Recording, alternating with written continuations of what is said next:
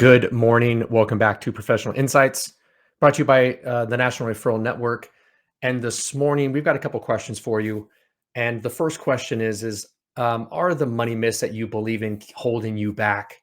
And we're going to talk through some of these. There are going to be 5 myths that we're going to talk to. We're going to talk to Mike Clarke, co-founder of Protection Point Advisors, and just kind of break some of these myths to see if you can kind of change the way you think about money and how you think about investing for the new year. There's a lot of changes that are coming on, and we're going to talk about some of those here in a second. Before we do, hit that like and subscribe button. Leave your comments below. We do want to drive these conversations based off of your guys' needs and concerns. So please drop the questions below. Thank you for being here. And with that said, let's get into this. Morning, Mike. Good morning, sir. Good morning to all the people.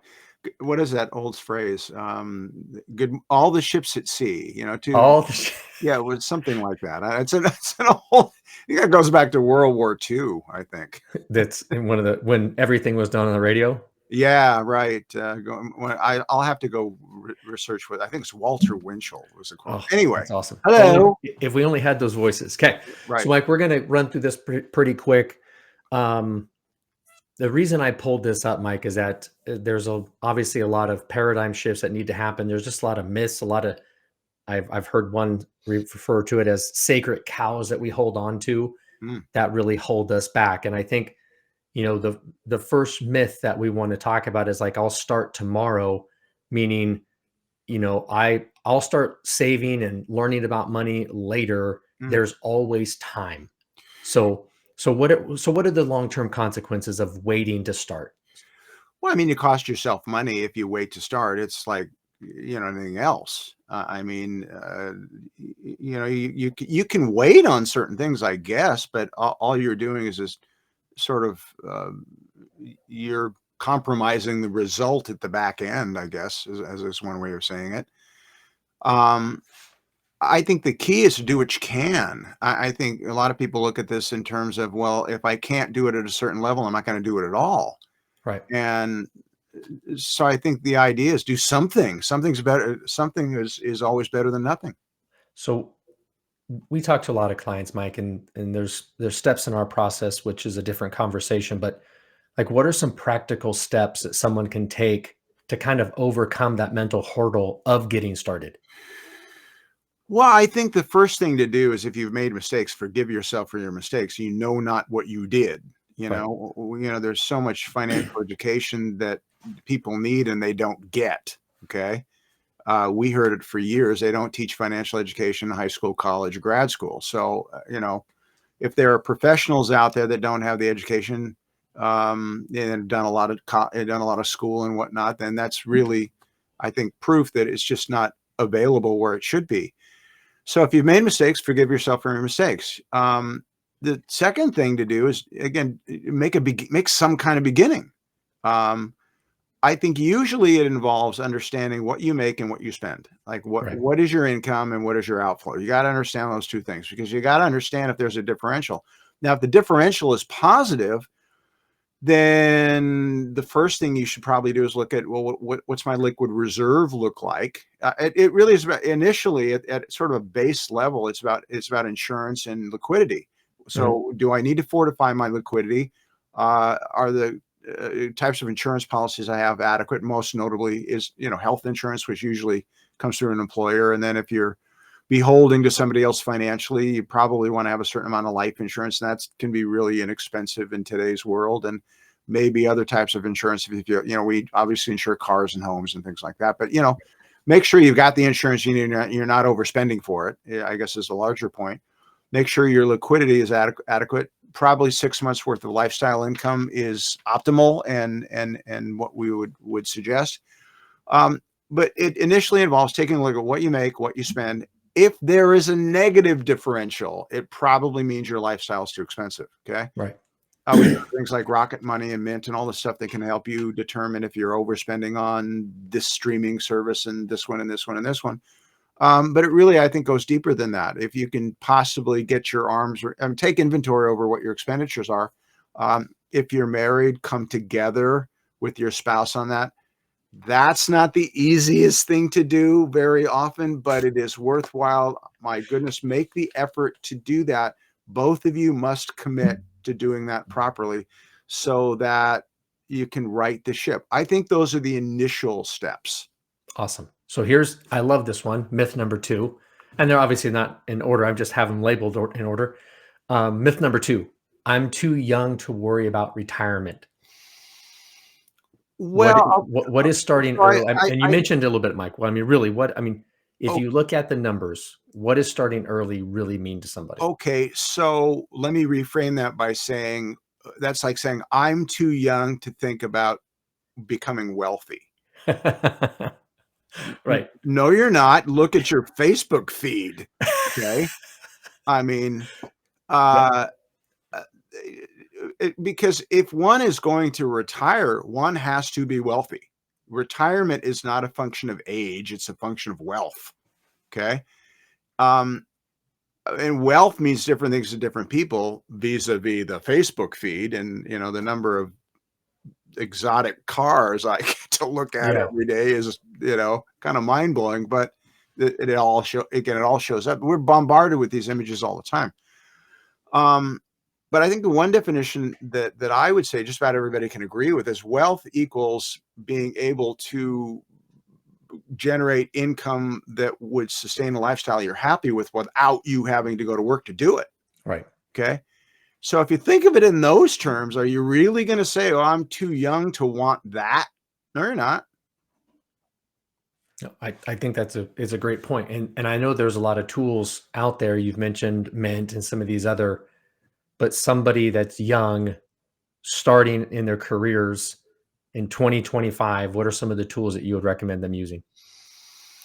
Well, again, there are a lot of apps out there. I mean, Rocketman, I think is okay. I mean, if you look at some of the banking apps, I think they're okay. I think Mint is okay. I think you have to find something that you feel comfortable with, but I think you have to have some sort of mechanism that helps you take inventory over what your expenditures are and where the money goes. Right. Then again, I think you have to take a look at what are my liquidity needs, what are my insurance needs, and kind of build it from there. But as quickly as possible, get yourself out of this cycle of living paycheck to paycheck. And then from there, if you have, which a lot of people do, most people, I think, at their jobs, if you have the ability to participate in a retirement plan, put some money in there. I don't care if it's 1%, just some minuscule amount, because you'll feel like you're doing something. I think there's a psychology to feel like you're moving forward that builds on itself. I think it. I remember this guy Mark Victor Hansen, I think, wrote a book called Future Diary Mhm. that I had once upon, and he was saying you want to write down all your victories, no matter how small they are. If you had a goal to go buy a pair of socks Right. and you went and did it, write it down. That's a victory. Okay. So it was the infinitesimally small to the inconceivably large, but write down all your victories, because then when you go through this book, you're looking at all your victories going, oh, wait a minute. Wow, I'm doing pretty good. And Yeah. it's the psychology that builds on itself. Success builds on success. When I think, Mike, with 401ks and working with 401k plans, is that there's this misconception that if I put 1%, so let's just say I put $100 into my 401k, that my paycheck is going to reflect $100 loss. And that's not true. Well, it's not true. It'll probably indicate something like a 65 or a $70 loss, something like Yeah. that, because the government's going to subsidize a certain percentage of it because the money going in is tax deferred. It's like you're saying, don't pay me that extra $100 that you were going to pay me. Instead, put it in this retirement account.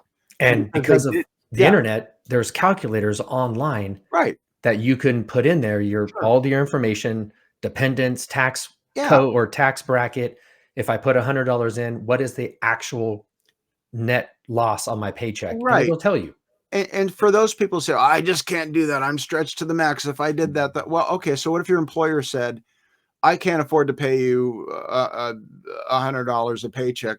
I'm going to reduce your pay by $100 a paycheck because the business is tight. What you'd grumble about that, but you probably wouldn't leave your job. You wouldn't. Right. You wouldn't. And so just suck it up and try to do what you can. You will eventually adjust and you will live with what the adjustment is. And after that, it'll be out of sight, out of mind. Right. And as you and I have experienced, we've seen so many people over the years that, they wake up 20, 25 years later and like, wow, I got some money in my retirement plan. That Right. wasn't really as hard as I thought it was going to be. Correct. Right. You know? Okay. So myth number 3, Mike. Kids are too young to learn about money.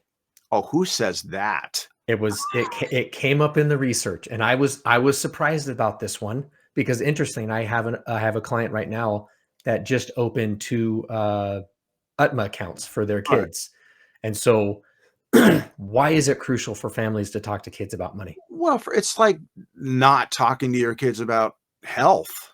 Right. I mean, we're always talking to kids about health and, how to eat. And, as kids grow up and their bodies change and all that, yeah, this should be an ongoing and evolving conversation about, how your physical health operates. Financial health is really the same thing. Right. You're gonna interact with money daily once you have some, and from the point at which I give you an allowance when you're 9, I don't know. So you can interact with it unsuccessfully, or you can interact with it successfully, and it all revolves around understanding its value. And this is my challenge with the term that I hear a lot on, social media is this generational wealth, because they always refer to it as a dollar amount, like Right. some massive multi-zero dollar amount. And what's frustrating to me about that is it's not always about money. Sometimes it's just about knowledge. Well, it's about, I think, understanding at maybe at a really deep level what money means to you. I Right. think, like, again, we're bombarded with images all the time. A lot of younger people. I mean, I watch these sports programs sometimes, and I watch these ex-athletes, and they're wearing these chains that I think cost more than most people's houses. Right. Um, we're bombarded with images of what wealth looks like and what success looks like, and it's really, really hard, I think, not to be influenced by those. But I think it's also important to consider, what does it really mean to you? You know, does it mean conspicuous consumption like that? Does it mean a certain amount of creature comforts? Look, I understand. Look, by the way, if you're young, I understand how important that is. Right. Okay, and I'm not going to try to talk you out of it. You're young. That's kind of how your mind works back then. But just I think it's also understand what you might also be sacrificing in making sort of these short-term, I don't know, high visibility expenditures, I think. So at the end of the day, you got to decide, what does it mean? Okay. Right. And consider all of that, by the way. I think there's sometimes a tendency. Well, I'll put it to you this way.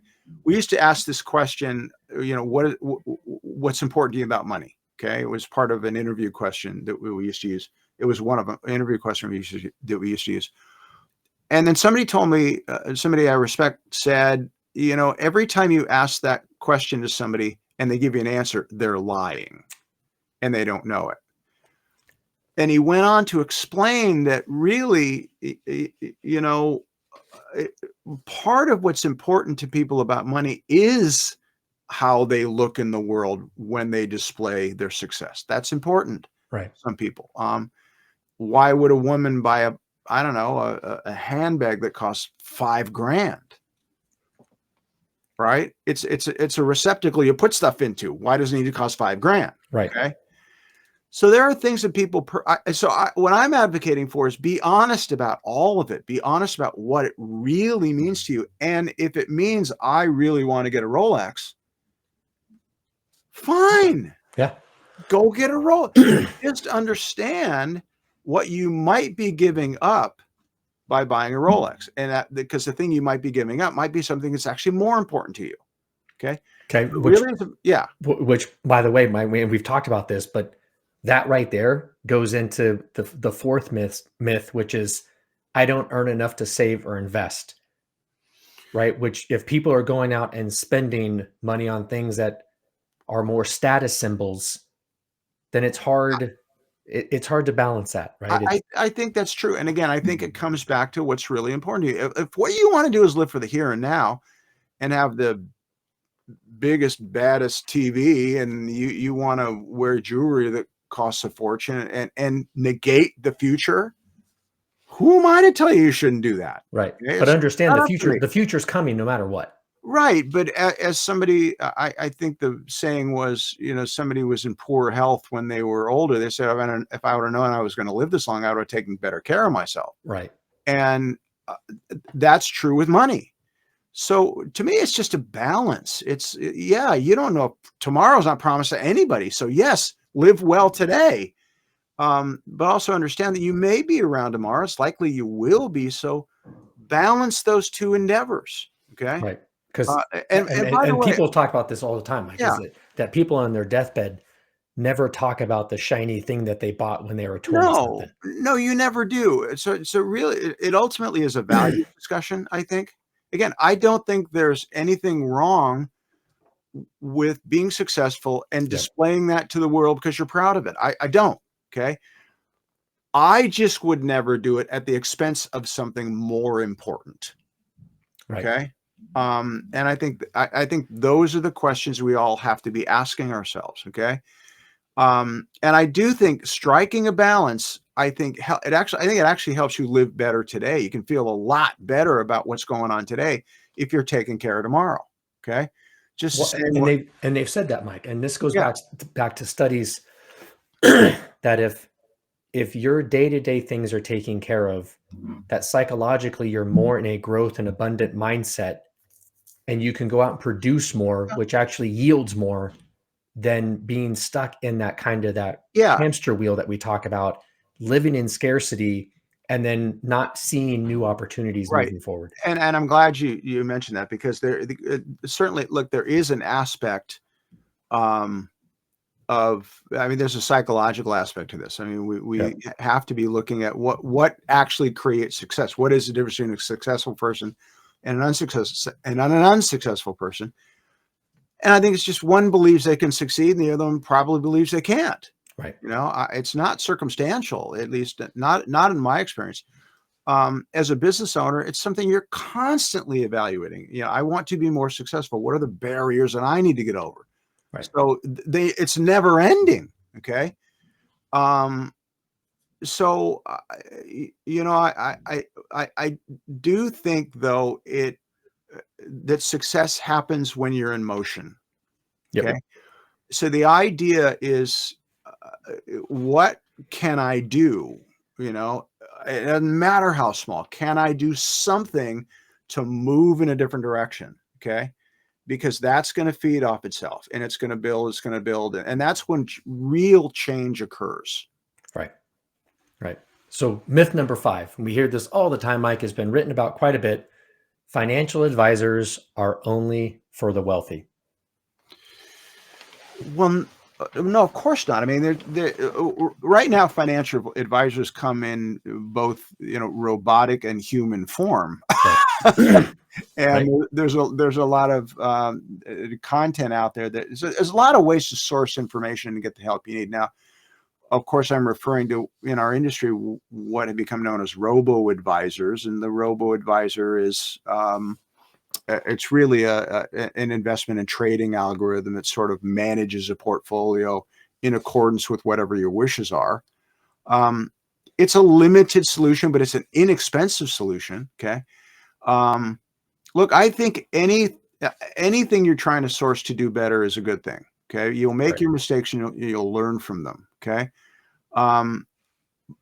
But if we're going to broaden the term of financial advisor, I would include everything that elevates your level of literacy regarding where you're going. But with regard to where you're going, you have to decide where you want to go. Like, what do I want? Okay. Right. Nothing moves without that kind of clarity. It's just like, and it can't be something vague. Like if, for example, if it's retirement, well, okay, when? And what do you want it to look like? Okay. Right. And all of these things. So, no, I mean, you're never too young we work with kids who are not yet adults Right. to teach them about stuff. Yep. And I think that's key, Mike, is that, which is interesting for some of these myths, is that your vision has to be your vision. And I Right. like how you said yours. So the viewer, it's not your parents, it's not your uncle, your cousins, it's yours. And then your plan needs to be acted upon based off of your plan, not somebody else's. And I think that's where a lot of us get into trouble, Mike, is that we look at social media, we look at our parents, or we listen to our uncle, and we follow these things that aren't necessarily ours. And then, like anything, you're not going to necessarily take action unless you have ownership. Well, I think one of the hardest things to do is to decide what you want, because the world is telling us what you're supposed to want. Yeah, You're supposed to want this, you're supposed to want that. It's really easy to buy into that. It's convenient, by the way, right. when this massive mechanism is sort of feeding it to you. You don't really have to invest any energy in it or take any risks. But ultimately, everyone has to decide, what do you want financially? Okay. Right. What does it look like? And how do you get there? 100%. Okay. The information on how to get there, by the way, is available. Okay? Everywhere. Abundant. It's available everywhere. But the vision, that's you. You have to decide, this is me, devoid of all the noise, and this is what I want. And I think that's really the toughest area of inquiry. But if you can possibly get your arms around that, you've made a wonderful beginning. I love it. And I think that's a great place to stop, Mike. Please like, subscribe, comments below. Happy to answer all of them. We'll make content based off of those questions, because if you have it, somebody else probably has it. But as always, Mike, appreciate the time, and we'll be back next Tuesday. Thanks, boss.